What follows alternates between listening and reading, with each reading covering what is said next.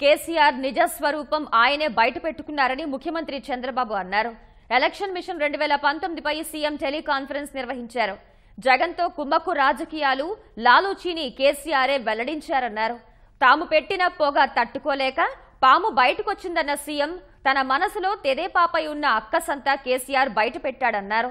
ఆంధ్ర బాగుండాలని ఉంటే కేసీఆర్ అఫిడవిట్లు వేస్తారా? కృష్ణాపై 9 ప్రాజెక్టులు, గోదావరిపై 4 ప్రాజెక్టులు అడ్డుకుంటారా అంటూ చంద్రబాబు ప్రశ్నించారు. పోలవరంపై డీమ్డ్ టు అప్రూవల్ అని చట్టంలో ఉందన్న సీఎం మరి పోలవరంపై కేసీఆర్ ఎందుకు అన్ని కేసులు వేశారని ప్రశ్నించారు.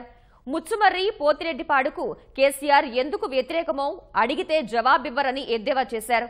ఇన్నాళ్లు చాటుగా జగన్ కు కేసీఆర్ డబ్బులు పంపారని, ఇప్పుడు బాహాటంగానే జగన్ కు మద్దతు పలికారని విమర్శించారు. జగన్ ను ఓడించి కేసీఆర్ కు గుణపాఠం నేర్పాలని పార్టీ నేతలకు చంద్రబాబు పిలుపునిచ్చారు.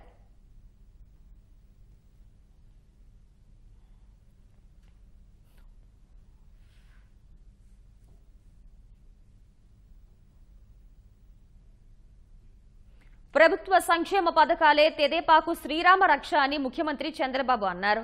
ఎలక్షన్ మిషన్ 2019పై సీఎం టెలికాన్ఫరెన్స్ నిర్వహించారు. ఇవి రాష్ట్ర భవిష్యత్ను నిర్ణయించే ఎన్నికలన్న చంద్రబాబు రాష్ట్ర ప్రజలంతా తెదేపాకు ఏకపక్ష మద్దతునిస్తున్నారని హర్షం వ్యక్తం చేశారు. సాయంత్రం 6 గంటల వరకు ప్రచారం ఉధృతం చేయాలని, రాబోయే 2 రోజులు అవిశ్రాంతంగా పనిచేయాలని పార్టీ శ్రేణులకు సీఎం పిలుపునిచ్చారు.